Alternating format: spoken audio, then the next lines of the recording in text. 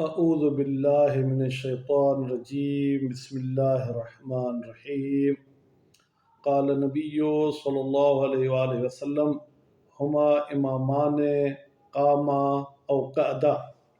الحمدللہ رمضان کا مہینہ ہے۔ اللہ تعالی ہم سب کے اعمال اپنی بارگاہ میں قبول فرمائے۔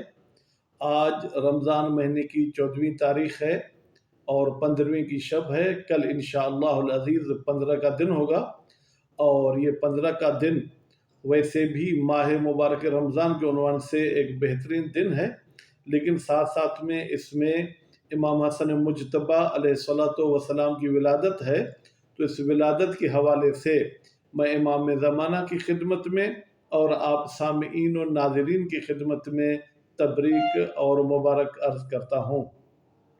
میں امام حسن علیہ السلام کا مختصر تعارف آپ کے سامنے پیش کروں گا، اور ساتھ میں امام حسن علیہ السلام نے جو معاویہ کے ساتھ صلح کی تھی، اس صلح میں کون سی شقیں، کون سی شرائط کو مد نظر رکھا گیا تھا، اور پھر کیا ان شرائط پہ عمل ہوا یا عمل نہیں ہوا۔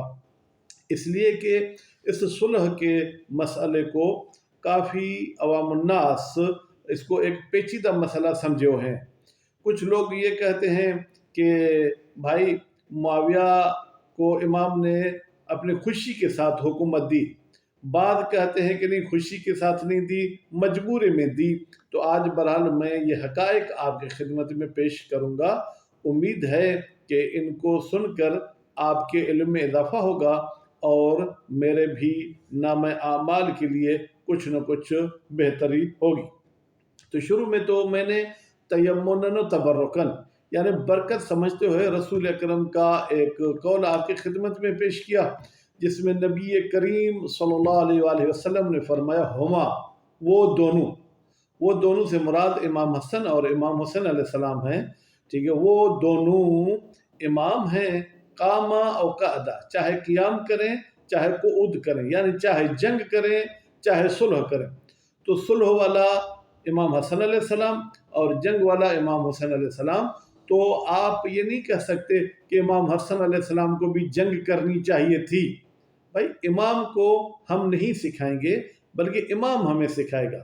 مصلحت کو امام سمجھتا ہے، امام معصوم ہے، وہ ہر لحاظ سے ذہنی خطا سے بھی پاک ہے، جسمانی خطا سے بھی پاک ہے، وہ کبھی بھی کوئی غلطی نہیں کرتا ہے۔ تو رسول اکرم نے اپنے دونوں فرزندوں، دونوں نواسوں اور ہمارے دونوں اماموں کے بارے میں سند جاری کر دی کہ ہما امامان، وہ دونوں امام ہیں، قاما چاہے وہ قیام کریں، کھڑے ہو جائیں، جنگ کریں، او قعدا یا وہ بیٹھ جائیں، صلح کریں۔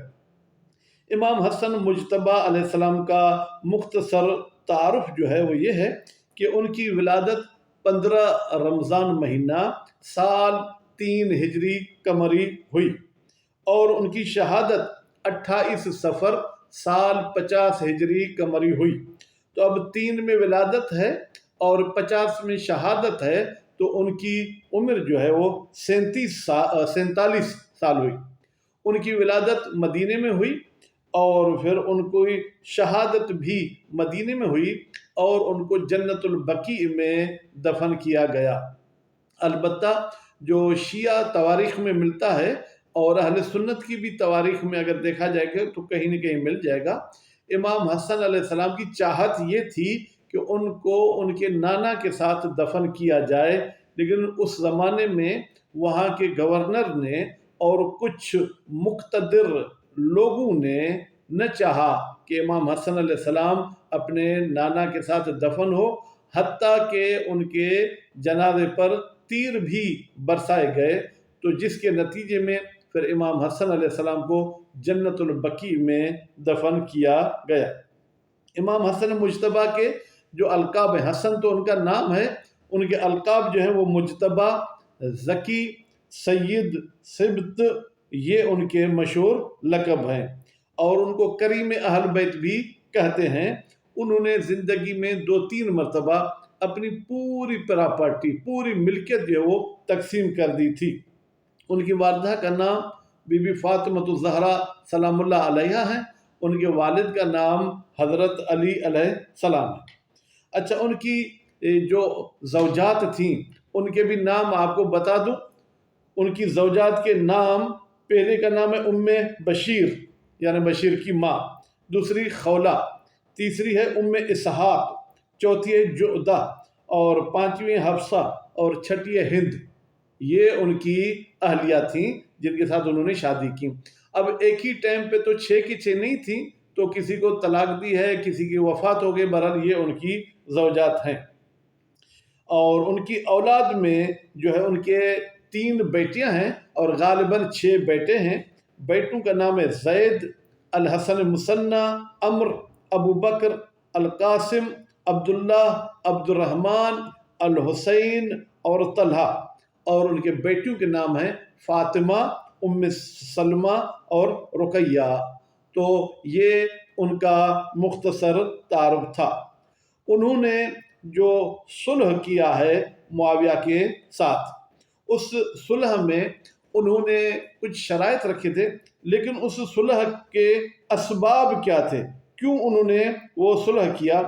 تو جب حضرت علی علیہ السلام کی شہادت ہوئی سن 40 ہجری قمری میں، تو امام علیہ السلام کو لوگوں نے بیعت کی اور امام علیہ السلام اپنے والد کے جانشین بنے۔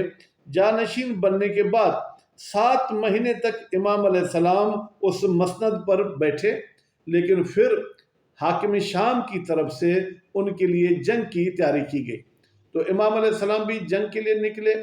جب وہ امام علیہ السلام جنگ میں زخمی ہو گئے، امام علیہ السلام کو علاج کے لیے مدائن کی طرف لے جایا گیا، تو کوفے کے کافی لوگوں نے حاکم شام کو خطوط لکھے کہ ہم آپ کے ساتھ ہیں، اگر چاہیں تو ہم حسن کو قتل کر کے آپ کے سامنے پیش کریں، اگر چاہیں تو ہم حسن یعنی مولا حسن علیہ السلام، چاہیں تو ہم ان کو اسیر کر کے آپ کی طرف لے آئیں۔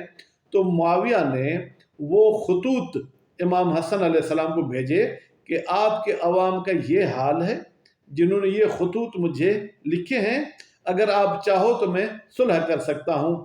تو جب امام علیہ السلام نے دیکھا کہ ان کی فوج وفاداری نہیں کرے گی، اور امام علیہ السلام نے دیکھا کہ اگر ایسی میں جنگ کروں گا تو شہادت میری ہو جائے گی، لیکن میری شہادت کا مقصد بھی کوئی خاص اجاگر نہیں ہوگا، تو امام علیہ السلام نے مصلحت یہی سمجھی کہ وہ صلح کریں۔ اور صلح میں اہم انہوں نے 5 شرائط رکھے۔ اگر ان کی تفصیل میں جائیں گے تو شرائط زیادہ ہو سکتے ہیں۔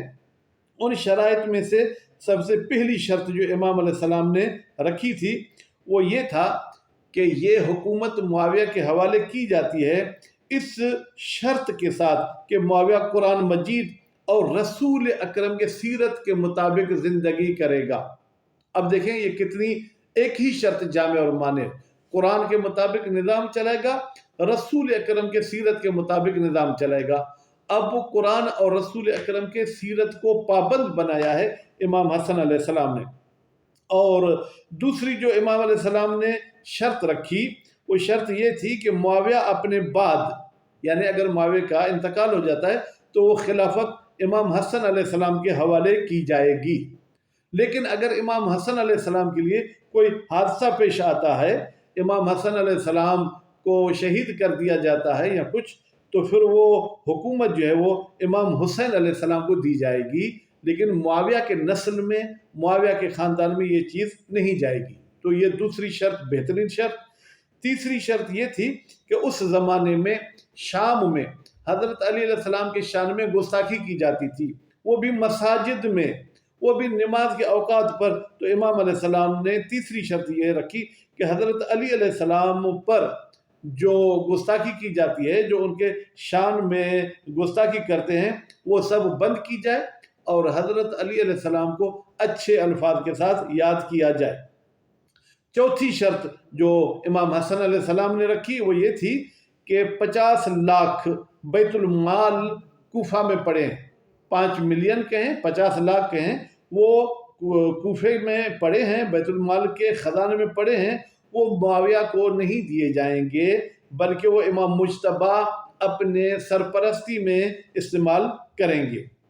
اور اسی طریقے سے امام نے یہ بھی شرط رکھی کہ جو بیت المال معاویہ تقسیم کرے گا اس تقسیم میں بنو ہاشم کو بنو امیہ پر ترجیح دی جائے گی، یعنی بنو امیہ بنو ہاشم سے زیادہ نہیں لیں گے۔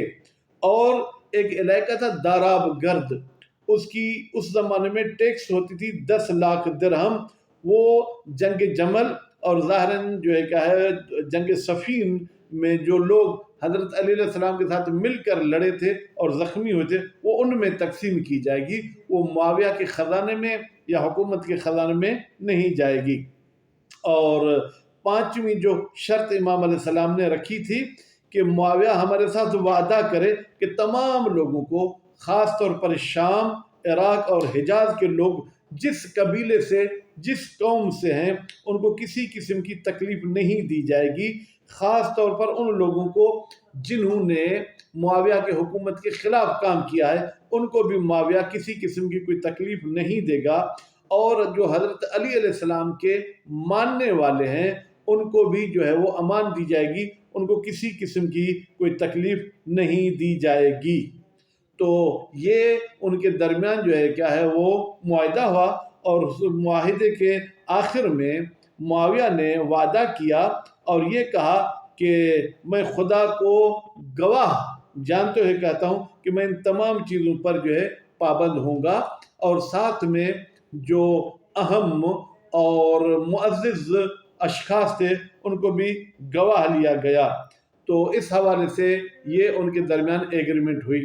لیکن کیا اس تمام جو ہے معاہدے پر عمل کیا گیا یا نہیں؟ میرے خیال میں آپ سب تاریخ سے تھوڑا بہت واقف ہوں گے، تو اس پر عمل نہیں کیا گیا، حتیٰ کہ حاکم شام کی طرف سے امام حسن علیہ السلام کی بیوی جعدہ کو کچھ رقم بھیجی گئی، کچھ زہر بھیجا گیا کہ تم یہ اپنے شوہر کو دو، پھر تمہارا رشتہ میں اپنے بیٹے کے ساتھ کراؤں گا۔ تو اس عورت نے بھی یہی کام کیا، اپنے شوہر کو زہر دیا، شہید ہوئے۔ جب وہ وہاں پہنچی حاکم شام کی طرف یا پیغام پہنچا تو انہوں نے بھی یہی کہا کہ تو جب امام حسن جیسے شوہر کو زہر دے سکتی ہے تو میرے بیٹے کو چھوڑو گی۔ تو اس حوالے سے اس کی وہاں بھی شادی نہیں ہوئی۔ تو امام علیہ السلام کی 28 صفر سن 50 ہجری قمری میں شہادت ہوئی۔ اب ہم دیکھتے ہیں کہ رسول اکرم ایک مرتبہ ممبر پر بیٹھے تھے، امام حسن علیہ السلام بالکل کم سن تھے۔ جب امام حسن علیہ السلام آ رہے تھے تو رسول اکرم نے فرمایا یہ میرا بیٹا مسلمانوں کا سردار ہے اور اللہ تعالیٰ اس کے ذریعے مسلمانوں کے 2 گروہ میں صلح کرائے گا۔ تو صلح کے ذریعے گویا کہ رسول اکرم کے فرمان کو امام حسن علیہ السلام نے پورا کر دیا۔ امید ہے کہ اللہ تعالیٰ ہمیں حق سننے، حق سمجھنے اور اس پر عمل کرنے کی توفیق عنایت فرمائے، تعصب پرستی، فرقہ واریت سے ہمیں دور رکھے۔ والسلام علیکم ورحمۃ اللہ وبرکاتہ۔